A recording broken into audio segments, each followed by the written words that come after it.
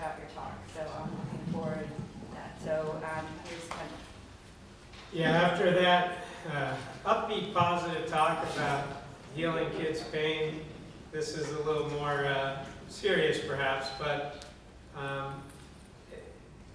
in my view, it's never bad to have information. So here we go. This is the coronavirus. So if you haven't seen it before under an electron microscope, this is something that it looks like. It's not the corona beer virus. Apparently, Google searches for corona beer virus have been skyrocketing. People have been afraid to ask for corona beers in bars for fear that someone will hear them and stay away. If you don't know that much about it, here's a short video that we'll run to give you an introduction. Cities on lockdown.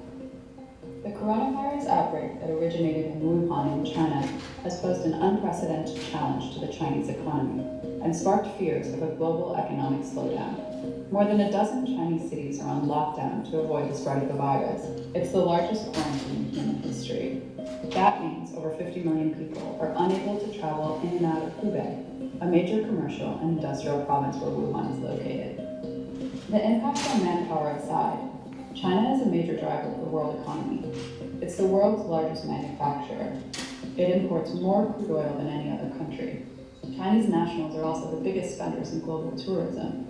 A drop in demand from Chinese consumers might spell trouble for countries that rely on its spending. Closure of Chinese factories has also disrupted supply to automobile and electronics companies around the world that depend on China for parts. Fears of the economic impact have sparked global anxiety. Stock markets have plunged, oil prices are falling, and several international brands such as Apple, Uniqlo, and Starbucks have temporarily shut stores in China. This brings back memories of the SARS epidemic in 2003, which hit China's economy severely that year. But China today is a superpower and the world's second largest economy, and what happens in China now matters much more than it did during SARS. The virus outbreak will likely be a dent to the Chinese dream, but a decline in the hefty Chinese economy will be felt around the world, and the impact of this will only be known in the weeks and months to come.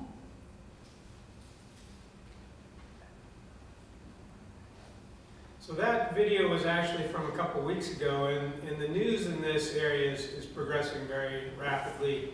As was mentioned, it's already impacting the Chinese economy. The manufacturers index has gone negative. The non-manufacturing index has also gone negative. As you quarantine tens of millions of people, it has a dramatic effect on output. We've seen that as well with U.S. Retailers and companies such as Apple, Wayfair, and others whose supply chain has been disrupted in China, in part because of the delay of the Chinese New Year's and return to work, but also the closure of factories and the shutdown of transportation. This has dramatically hit the stock market last week, the largest point and percentage drop in a week since the global financial crisis in 2008. Wiped out over $6 trillion of market capitalization of stock markets around the world due to the virus. Here in the U.S., it was several thousand-point drops of the Dow Jones last week, and this represented the fastest, what they call a correction in U.S. history, 6 days to reach a 12 or 10% decline in the S&P 500. This is the actual virus. This is why it's called the coronavirus, with the little edges of the crown around the cells. And here's the real data. So this is the published data. So the blue line are cases. We just topped 90,000 today. So we're a little above this chart. This was from yesterday. We're over 3,080 deaths as well. So this compares to 774 deaths for SARS and just 8,000 cases for SARS, less than 1/10. Most of these are in China, and you get a kind of interesting rate of fatality. if you look at just the mostly Chinese statistics. And it's been around a little over 2% throughout the period, the last 6 months or so. The last 5-6 days, it's been almost exactly constant, which you always wonder what's wrong with the data if it's too perfect. But that's the situation. What we're really concerned about right now are these colored lines on the bottom right. As I said, the blue and the red are primarily China, and primarily Hubei province in China. The colored lines are the new epidemics outside of China. So again, the blue line is China. The darker orange line is South Korea, which is tracking originally a little bit faster than the Chinese numbers. These are not from the first case, but mostly indexed to begin on the day that they're in the teens, and then typically in the 40s or 80s, 90s, they're correlating again. And so it's roughly indexed at the beginning of the outbreak in the location. And you can see that Italy in the purple, Iran in the red, are tracking very precisely with China and South Korea as well. Japan in the yellow has done very well, if you exclude the Diamond Princess cruise ship epidemic, to control the virus within Japan proper. And we haven't seen the same inflection point and increases in Japan. And we'll talk a little bit about part of that in a moment. If you compare it to SARS and MERS that came before it, MERS you can't even see on this graph. It's the same as the axis. It took a year to reach 108 cases. And at the same time, SARS was for travelers, people working in Asia, was a quite scary situation. That also was quite mild relative to this current outbreak. And these numbers here are from, again, a few weeks ago when there were only about 38,000 cases. And so if you want to compare these different diseases, these different epidemics, it took 2.5 years, not over 900 days for MERS to reach 1,000 cases. It took 130 days for SARS to reach that, just 48 days in China, 27 and 23 days in South Korea and Italy, Iran about 10 days, partly because of a lack of data early on.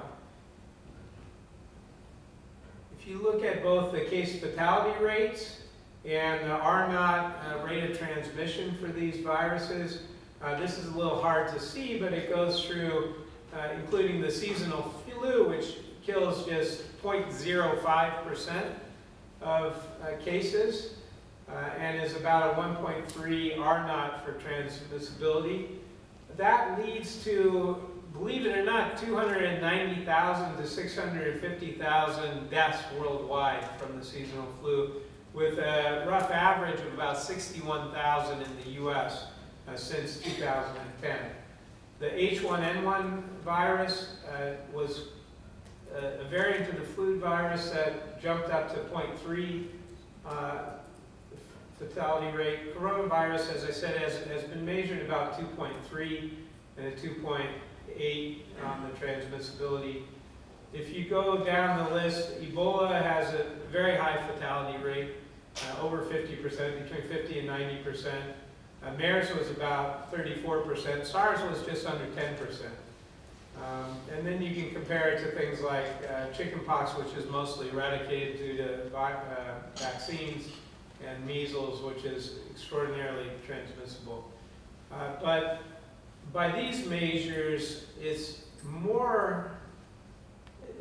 closer to Spanish flu in 1918 than the seasonal flu in terms of what we might see. The transmissibility is also hidden behind these statistics. So on this chart, again, from February 13th, has less than 2,000 deaths, about 58,000 cases, but then the people under observation for potential case were 180,000, and then almost 500,000 that had contact with these people.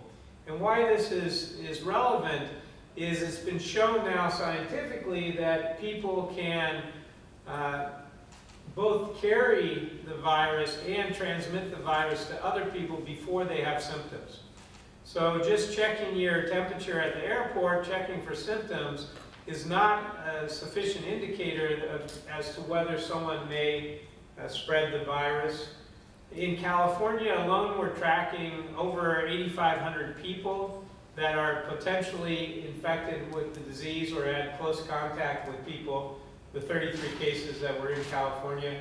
And we've had over 4 cases that have no direct known link to travel outside the U.S., to foreign travel to another carrier of the disease. So there's community transmission within the U.S., and they've also shown through gene sequencing that this has been going on for as many as 6 weeks.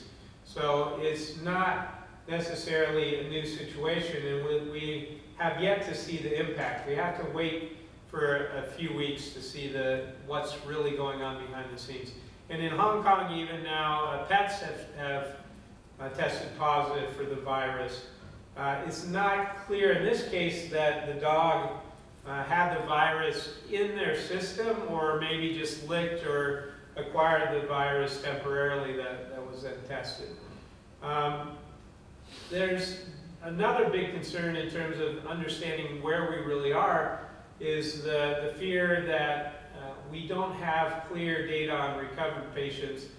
From a few days ago, when there were 83,000 cases, 36,000 had recovered and left the hospital. Another 36,000 were under observation, but stable and relatively mild. There were another 8,000 that were in critical condition and 2,800 deaths. And there seems to be a quick threshold of deterioration.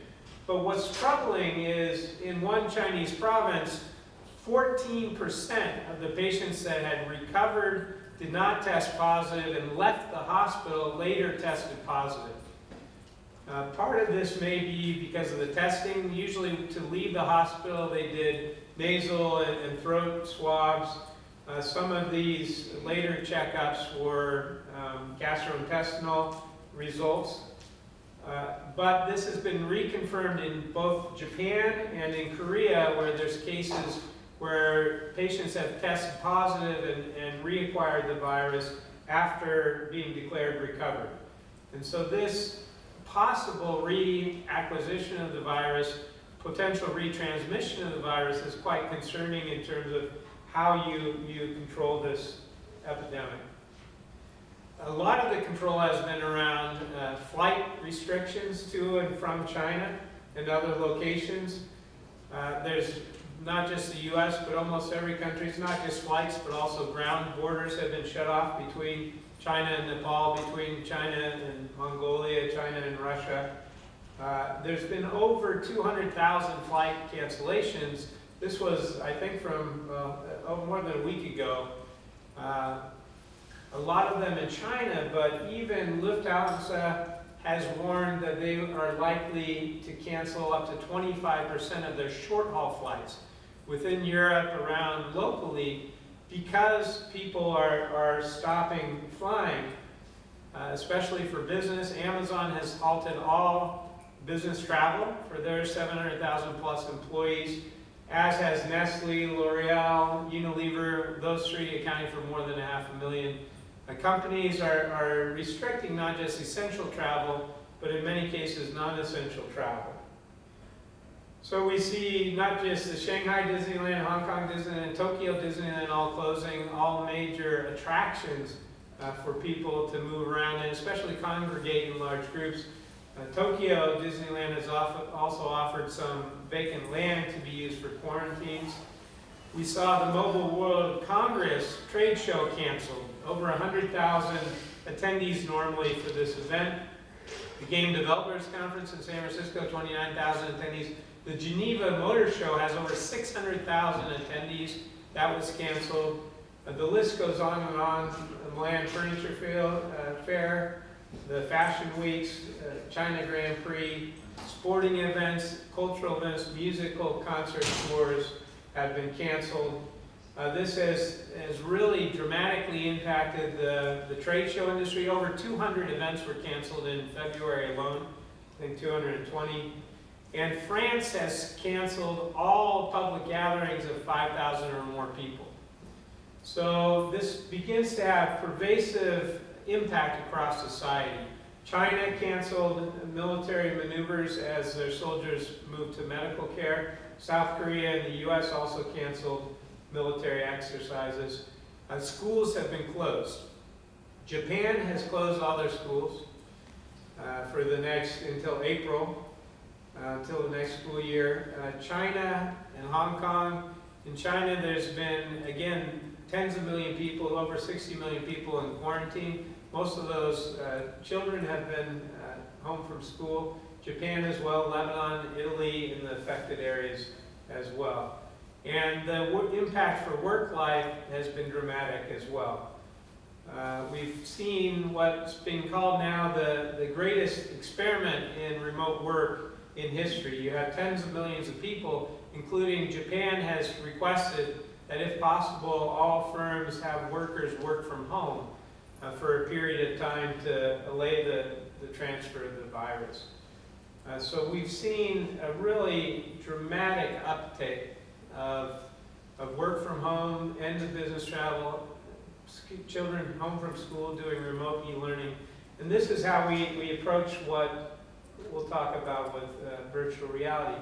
But here's a partial list of the companies. You have NTT, Dentsu, Shiseido, many big global companies are ending work. We've had a loss of production for the Quest headset, loss of production and availability for the Index headset, the Nreal headset, all lost because of the coronavirus ban.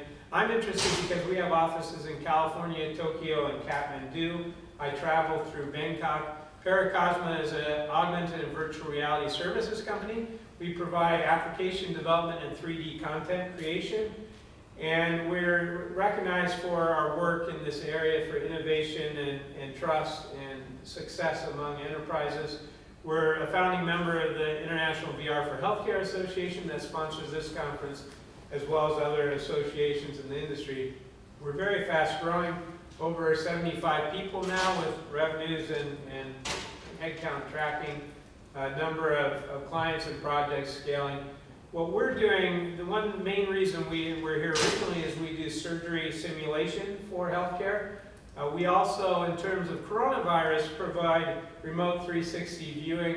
We create photorealistic renderings to recreate live scenes in VR, including photogrammetry. We have a company we work with to create digital twins of facilities. So this is one of their properties. It's an Internet of Things company, and we take sensor data from around the facility, but we're able to recreate these facilities. If you recreate a facility, then you can visit that facility remotely through VR. We're doing multi-user VR with AARP for their Alcove app. We're making VR games for them. This is a Magic Leap multi-user experience that we also created for AARP. This is with integrated virtual network. We're using the 3D point cloud cameras from your iPhone. We're capturing that 3D data and displaying it in a web VR A-frame environment so that you're creating virtual teleconferencing, 3D FaceTime. We also have a team in the ANA Avatar X Prize competition, which is particularly relevant for remote medicine. You can control remotely a robot.